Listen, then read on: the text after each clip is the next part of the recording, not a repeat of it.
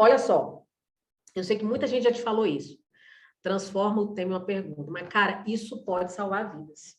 Se você perguntar, por exemplo, por que a questão da invisibilidade do registro civil é um problema? Por que não existe um processo de democratização do acesso ao cinema no Brasil? Quem é prejudicado por isso? Tá? Um tema que pegou muita gente de surpresa foi a questão da formação educacional dos surdos no Brasil. Pode chamar surdo de surdo? Meu irmão chama de meu amor, também qualquer coisa, mas se é surdo, tinha lá no tema. Formação educacional dos surdos no Brasil. O pessoal com medo de falar surdo. Então, se a gente convive, mas cria familiaridade, intimidade com esse ato de escrever, de ler, você vai ver como vai sair coisa maravilhosa. Olha só, se você pega esse tema e começa a se questionar, isso é um problema para quem? Democratização do acesso ao cinema é problema para quem? Para quem não pode pagar, para quem mora longe. Tá? O acesso à cidadania no Brasil, para quem não tem registro civil, o que tem a ver isso? Sem registro civil, eu não sou ninguém, eu não consigo ter acesso a serviços básicos, tá? Desde quando esses grupos sofrem com isso? Se for um grupo específico, certo? Alguma minoria, faz uma análise histórica. Quais as causas? As causas são os argumentos. Aí eu pergunto, é negligência governamental? É falta de empatia? É a falta de uma formação educacional sobre o assunto, de uma área educacional sobre o assunto? Tá? É falta de fiscalização? Se você é um brasileiro raiz, você sabe que a gente tem mais aqui é problema e a gente sabe, muitas vezes, as causas. Tá? Falta de investimento na educação, tudo isso é argumento. Aí, quais são as consequências disso?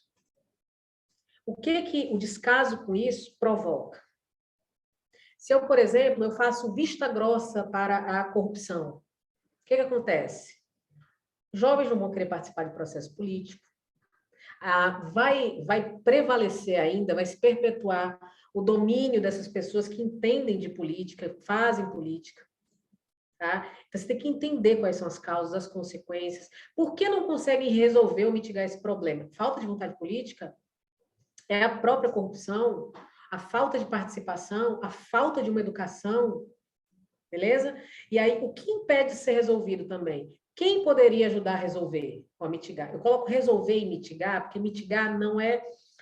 Mitigar é tipo fazer dar uma atenuada, fazer uma cosquinha no problema. Tá? E lembre-se de uma coisa, você não precisa resolver o problema. É uma proposta de intervenção. Tá? Se você fizer só ali um arranhadinho no problema, já tá bom. Quem é responsável por isso não resolve, tu vai resolver? Se candidato que eu voto em você. Viu? Outra coisa. O que eu já ouvi sobre esse assunto? Eu me lembro, lá que no tema da redação do ano passado, né, invisibilidade, registro civil, garantia de acesso à cidadania no Brasil, eu me lembro muito bem que milhões de brasileiros não puderam ter acesso ao auxílio emergencial porque não tinham certidão de nascimento, RG. Se eu penso, por exemplo, na questão o estigma associado às doenças mentais no Brasil, estigma, preconceito, né, as barreiras. Eu lembro que muita gente que no Brasil fala que depressão é frescura. Aí a gente vê a pancada de estudantes, 6 milhões geralmente de inscritos no Enem, acho que 6 milhões e 100 passou já por algum episódio de transtorno, de angústia.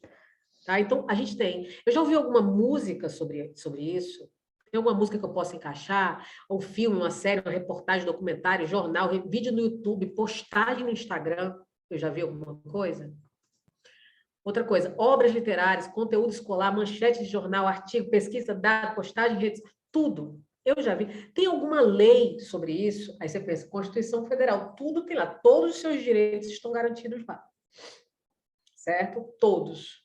Se você falar, por exemplo, eu tenho um direito de garantia de acesso ao ensino superior, por exemplo. Está na Constituição Federal? Não sei, mas eu sei que está na Declaração Universal dos Direitos Humanos, na DUDH. E elas são irmãs, né, praticamente. Então, você está numa, está noutra. Então, aprende a ter esses insights. A gente tem que treinar esses insights. E aí, a gente se questionou dessa forma, é aquele momento assim que você faz, aquele momento zen. Aí, depois, você vai lá para a coletânea, para os textos motivadores. Lá nos textos motivadores, você já consegue ver um monte de sinônimos. Você sabia? Então, lá, por exemplo, na época lá do cinema, você via salas de cinema, sétima arte, salas de reprodução, tá? Para você não ficar falando só cinema, cinema. Aí, ó, você vai dividir os seus argumentos, né, que são as causas. Aí, qual é o problema? Qual é o argumento 1? Qual é o argumento 2? Qual é o repertório que eu utilizo? Lembrando, introdução. O repertório da introdução, ele serve para contextualizar. Tá? Então, eu não gosto muito, você pode, mas eu não gosto muito de usar dados na introdução, porque dado é sensacional para fundamentar um argumento, para comprovar mesmo. Tá aí. Só eu que estou falando só isso, não. Esse dado aqui, certo? Então, ali na introdução, é muito massa você jogar lá uma Constituição que é o mais fácil. Às vezes você está ali entupido, né? E aí só precisa de uma introdução bacana para deslanchar. Ó, e aí, a gente vendo isso, vamos grifar as palavras-chave, certo? Que tem lá na frase tema. E aí, olha só. Esse tempo que você destinou, muitas vezes você acha que não dá tempo de fazer tudo, mas olha só.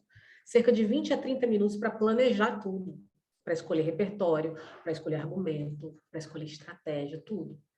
Aí, ó, monta o texto. O que eu vou usar na introdução, no D1, no D2, na proposta de intervenção? A sua estrutura, ela vai dar essa agilidade.